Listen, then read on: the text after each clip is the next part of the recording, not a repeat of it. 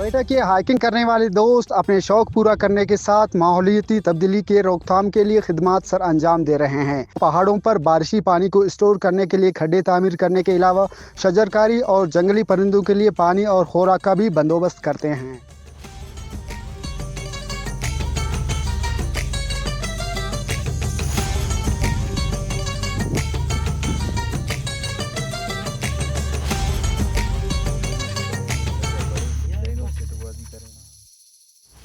हम लोग सालाना चिल्तन पहाड़ पर शजरकारी मुहिम जो सालाना पूरे दुनिया में होती है, हम लोग चिल्तन पहाड़ में दरख्त लगाते हैं और हम लोगों का एक हाइकिंग ग्रुप है, यहाँ आके शजरकारी करते हैं। और क्लाइमेट चेंजिंग के हवाले से हम लोग पहाड़ों में खड्डा खोदते हैं और उनमें ताकि पानी से वो जाए और यहाँ जंगली जानवर उनसे पानी पी सके, उनको वक्ती तौर पर वो रेस्क्यू हो सके। अपनी मदद के तहत जो है यहाँ दरख्त भी लगाते हैं, उनका ख्याल भी करते हैं।